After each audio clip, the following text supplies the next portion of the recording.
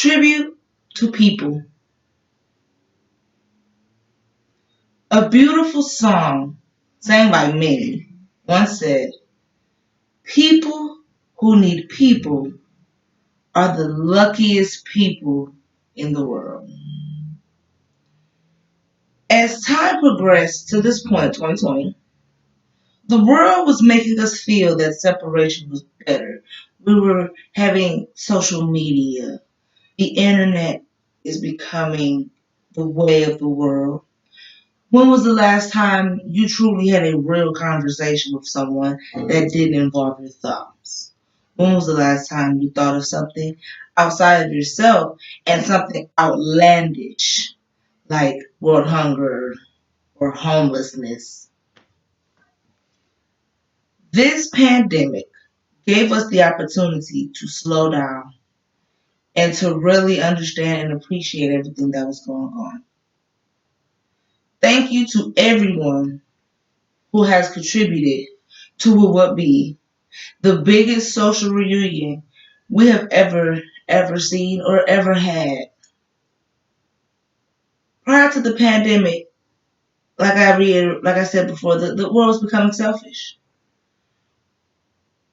You can't name the last time the world felt the way it did when you were a child, where people took the time to stop and say hello, where people took the time to make sure that you were fine, took the time to make sure that their part in the world really mattered.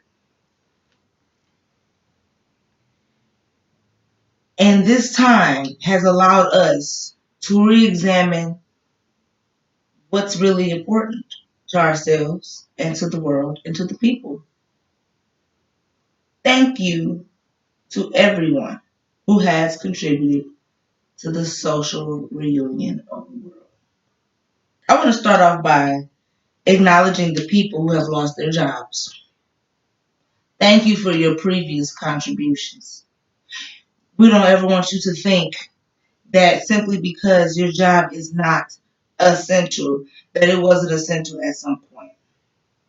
When the world changed, we have to change with it. And what you gave prior to this was more important than anyone could have ever known.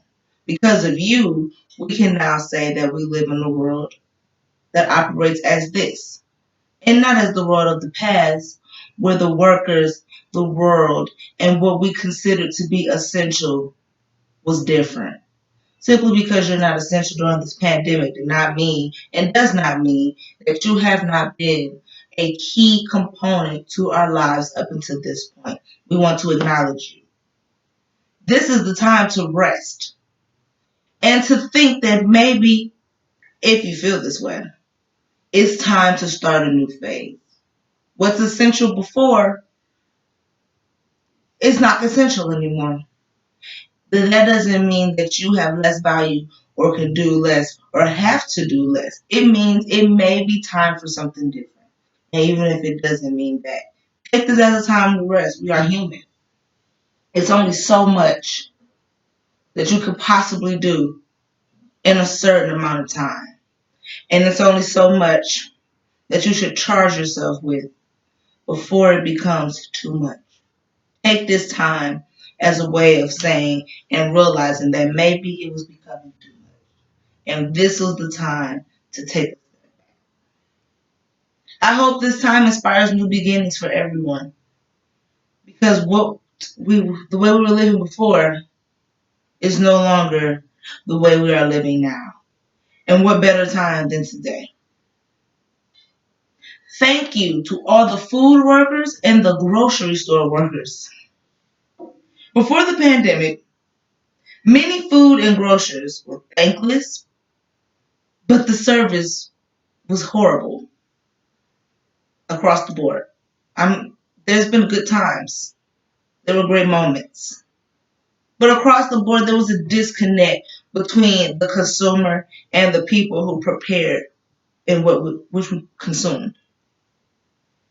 I'm praying and hoping that this time was time to allow the food and the grocers to understand how important they really and truly are. To understand that we want them to have more. We want them to do more. But they have to understand the purpose. And I believe that this pandemic has done so. I want to thank you all for deciding that this is the work you want to do at this time. And this is the time where you could have quit, could have left, could have said, I'm done. We all appreciate you all for helping out the other essential workers that are out at the time and realizing the part that you play in the world. We must have food. We must have groceries. And though no one wants to have bad service, it doesn't change the fact that you are indeed important, maybe one of the most important of the group. And for that, I say thank you. I want to acknowledge all the graduates, the students, anyone that was in the military, and anyone that felt that an accomplishment that they finished was halted by the coronavirus. It's never easy to not be acknowledged for something that you work really hard for and for something that takes time and patience and took your life. It's never easy to not receive a good job for a job that was more than well done. College and any institution that asks you to sacrifice and give yourself for a duration of perhaps a minimum of 4 years. It's a tough task. It's a tough thing to do. And it's hard not to get a thank you as if it was something that you were supposed to do. And you did it for yourself as well for whatever part you felt you needed to play in this world. And for that, we want to acknowledge you and thank you. Thank you for learning the skills and needs that are essential. Essential to yesterday, today, and tomorrow. Because what is essential changes with essential needs. And as of right now, we want to say thank you because who knows where this is going to make us go? Who knows where this will lead us to? And we need every single person who has learned skills and just been graduated with the knowledge to enter the workforce to help us in all that we do. Do not fret. This is the time to learn. The party does not determine the birthday. It happened. You made that happen. You graduated, you finished, you deserved it, and although you didn't get your celebration, don't ever let that determine what the last 4 to 5 years have done for you. You've made it, and we want to acknowledge you and the work that you've done. I want to encourage people who have pre-existing health conditions during this very scary time. Although the time is scary, you are more than your sickness. You are more than your health condition. And this time does not determine your worth or your time. It just doesn't. We all have a different journey and we all have different obstacles to overcome. I'm sorry that health is yours. I'm very sorry that health is yours. But don't ever let it get you down to the point where you feel that you are a pawn in this world. No real meaning, no real worth. And if you feel that way, remember that a pawn pushes up the board past the adversities and become whatever piece that they want to. Take this time to be reacquainted with yourself. We all know that big pharma is a thing. And to keep a balance between big pharma and natural life is the key to longevity in 2020. Take this as a time to get to know what it is you're into, what it is you're not into, how your health really is, how your health may not be, and learn. And take this time to figure out how to heal the parts of yourself that the doctors could never get to. You are loved, and your condition is not in charge of you.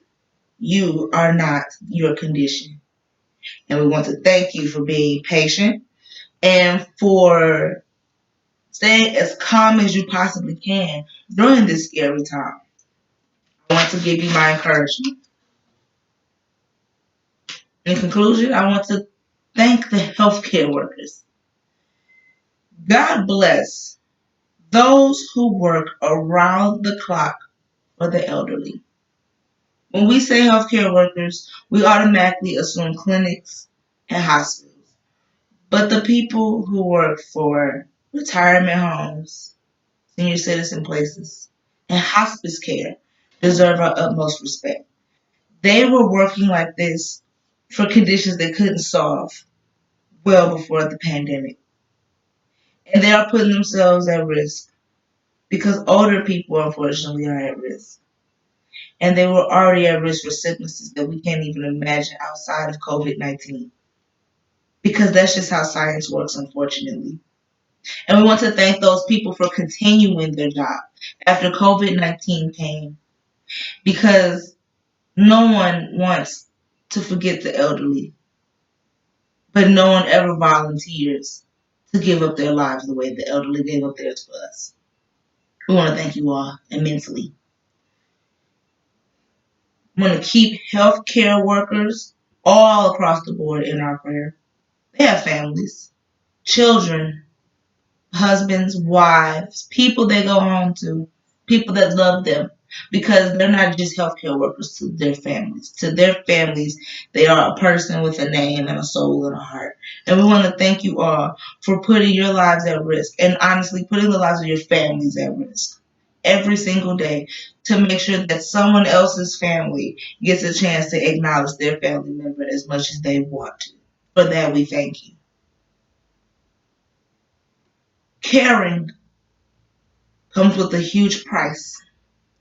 And this pandemic shows who really cares most of all.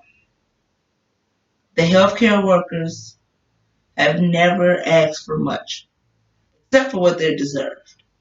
And to be honest, this pandemic has shown us that they deserve more than what we can possibly ever give them.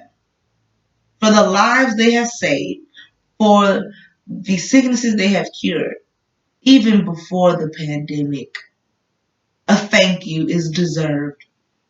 It's never easy being a healthcare worker. Everybody is different, and everyone expects you to heal. It's thankless, but we're thanking you right now. The pandemic has given the world a chance to think. It has given the time for us to reprioritize our lives, to thank the thankless, and to reprioritize what we find important, what we consider essential. Before, the world was separating.